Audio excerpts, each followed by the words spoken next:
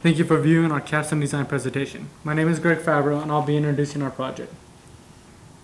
The focus of our project is to design the geotechnical, structural, and construction aspects of the building design.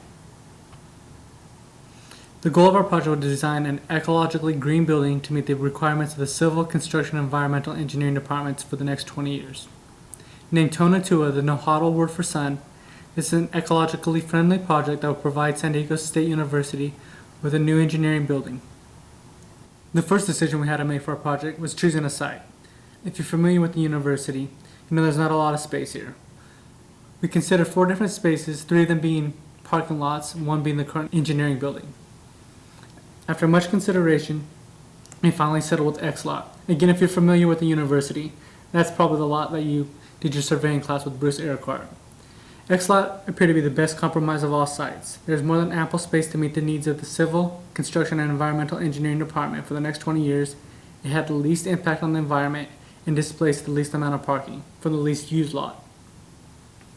Once the building is complete, the total size will be 59,000 square feet. It will provide 32,000 square feet of classroom space, 20,000 square feet of laboratory space, 2,400 square feet of office space, and there will be a balcony for students that is 2,700 square feet. The green elements will include more than 200 solar panels that will generate 30,000 watts of electricity, a fiber optic lighting system that will provide 3,000 watts of natural lighting, a bright roof coating to reduce the effects of heat islands, a length to width ratio of 1.7 to allow for sunlight penetration and natural ventilation. There will be a rainwater catchment tank to collect the runoff that can be used for flush toilets and irrigation. The steel framework will consist of 25% recycled material. There will be installation of low flow toilets and faucets, as well as CO2 sensors that will ensure air quality and HVAC efficiency. A rubble trench foundation and rainwater catchment tank will reduce the curve runoff number from 98 to 81. This will help protect Mission Valley from flooding. If you notice the pictures here, there's a picture of a similar view that the patio will have once the building's complete, and Adobe Falls, which we were trying to protect. I would now like to introduce you to Vu Nguyen, who will be doing our geotechnical aspects.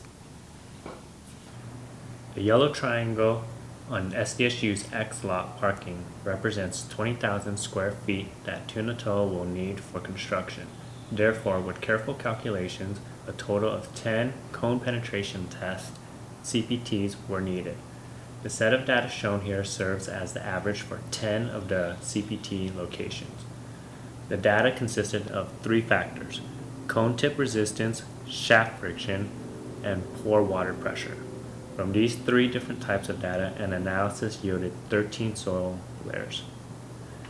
Most of the layers consisted of sand mixed with silt, with the exceptions of layers 2, 3, and 9. These 3 layers are comprised of fine-grained soils such as clays and silts. With foundation design, there are 2 main options for designing a foundation. One is a shallow foundation, which spreads a load into a layer of soil. The other is a deep foundation, which transfers a load into various layers of soil. Aztec Engineering started designing with shallow foundation due to its lower cost and its ease and speed of construction. After using the main 97 method for designing shallow foundations, we concluded that shallow foundations will not work. This is due to the excessive loads that reached up to 1,450 kips. Therefore, deep foundations is a must for this building. The type of piles that will be used for Tonatua are reinforced concrete, where the diameters will be ranging from 2 to 3.5 feet. These 20 columns will support loads ranging from 50 to 1,450 kips. The initial designs of the concrete pile had dimensional specs that met exactly to a factor of safety of 2.5, but this resulted in diameter sizes that were not to whole foot values.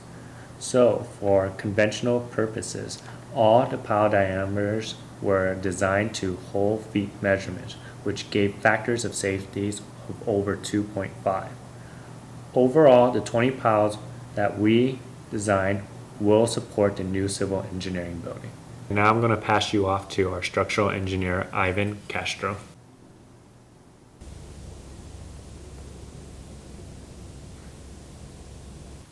For For this project, the 2010 CBC and ASCE 7 served as guides for the design and analysis of the building. They provided the dead, live, seismic, and wind loads used in the design. The dead and live loads were used to hand calculate beam sizes, which were verified using Intercalc design software. The seismic and wind loads were also hand calculated and verified using SAP 2000. Different types of gravity force resistant systems were considered in the design of the building. Wood framing provides ease of construction and affords a simplified design process.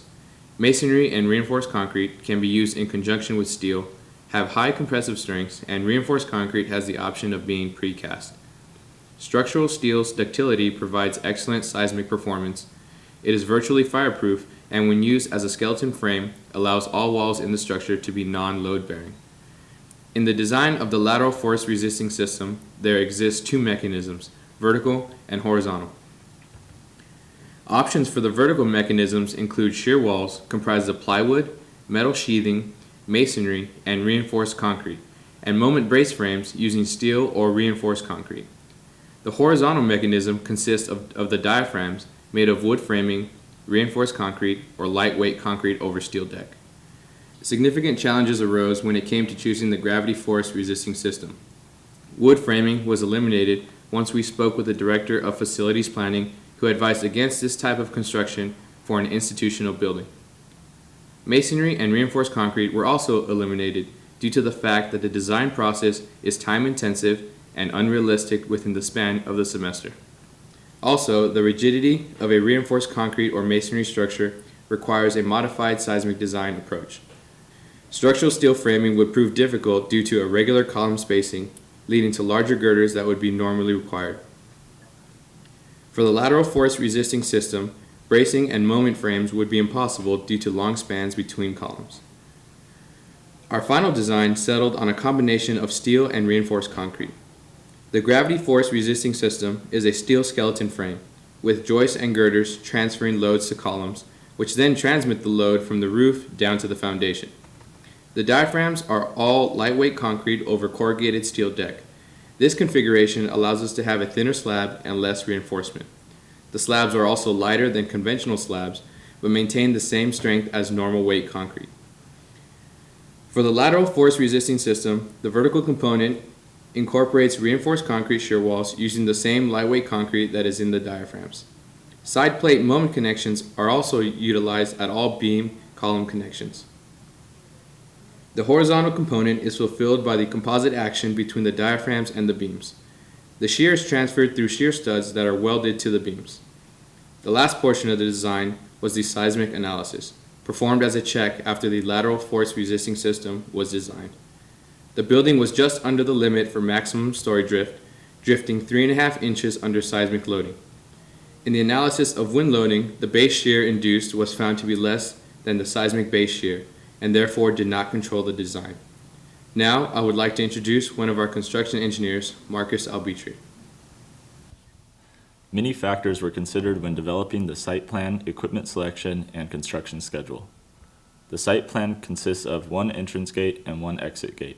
There are also two access gates, one for the crane location 1 and the other for the facilities located behind the project site. The temporary facilities, parking, and material storage are located on the perimeter of the site. This leaves a large area for trucks and equipment to safely navigate the site. 2 crane locations were needed for the steel erection. The large 80-foot long W33 by 169 beams weighing 13,500 pounds governed the size and location of the crane. The crane needed to have a high enough load capacity to lift the large beams at 150-foot radius. The crane we selected is the Grove GM 5275. This is a 275-ton truck-mounted all-terrain crane. This crane has a lifting capacity of 14,400 pounds at a radius of 160 feet, perfect for the job. The steel erection sequence begins with the red section and the crane at location 1. The crane will then move to location 2 and erect the blue and green sections. Next, the crane will move back to location 1 and erect the yellow and purple sections. The final orange section will be erected from location 2. The construction project will follow a sequence starting with the second floor. This is the first floor to be erected, and work will begin there with metal decking, pouring the slab, and exterior framing. Once those crews are done with the second floor, they will move to the third floor and follow the same process. The first floor is the last floor to be completed and the last slab to be poured. The MEP, interior framing, and finishing crews will all follow the same pattern, finishing the first floor last. The project will close out with inspections and commissioning of the building's systems. The project duration is scheduled for 10 months and will begin June 1st, 2012. Speaking next is my fellow construction engineer, Nick Graziano, discussing costs and sustainability. The overall budget for this 59,000 square foot building was estimated to be around $15 million. This includes several interesting features, such as a 4,000 square foot glass curtain wall surrounding the entrance of the building, which will welcome its visitors. The first floor, which is strictly lab space, contains 12 labs. Second floor contains a 3,000 square foot lecture hall with seating for 300, in addition to each classroom containing at least 2 projection screens for the maximum learning experience. The students will also be able to enjoy a 3,000 square foot balcony on the third floor. All the items that were incorporated into our design had one main idea behind them: sustainability. Sustainability is a commonly misused term. Some can limit the focus of sustainability to strictly environmental impact. However, our group defined the word as the capacity to endure. This capacity contains not only the green or planet aspect of engineering, but also room for people and profit.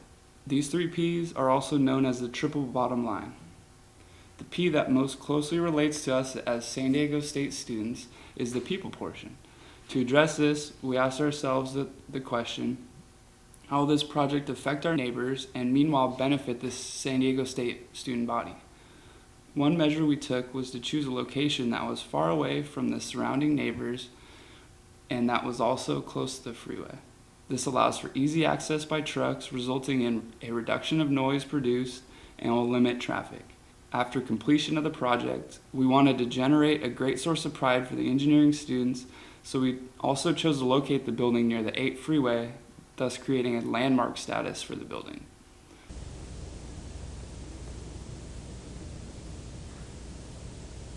Second P is related to profit. This was addressed by asking ourselves the question of how this project profit SDSU and the local economy as a whole. The related principles are quite simple actually. The building will undoubtedly create a source of pride for the student body, which will then lead to improved recruiting. This improved recruiting means an increased amount of research. This research will then generate more grant revenue for the school, and finally, more graduating seniors each year means more people with better jobs, which translates to increased tax revenue for the state. The final P, planet, was another significant topic to address. With the question of what type of environmental footprint will we leave behind on our minds, we implemented numerous green attributes. They include features such as reduction of emissions leaving the facility and projected savings from reduced energy consumption. The building itself actually acts as a deterrent to rainflow and will reduce the flood impact on an already troubled Mission Valley. Water catchment bases were also designed to collect enough rainwater to run all the water closets on site, and the solar panels line the roof to reduce energy costs. Ultimately, we were asked to build a building that lasts about 20 years, but we didn't think that was very sustainable, so we designed ours for 50 years of use. We wanted this SDSU landmark to be able to offer a great source of functionality as well as create a great source of student body pride for years to come. In today's ever-changing world, sustainability seems to be on the forefront of everyone's mind. We took that to heart and attempted to design a building that encompassed the entire triple bottom line. Something that will benefit many people, that will create a profit, and will be a low impact on our planet.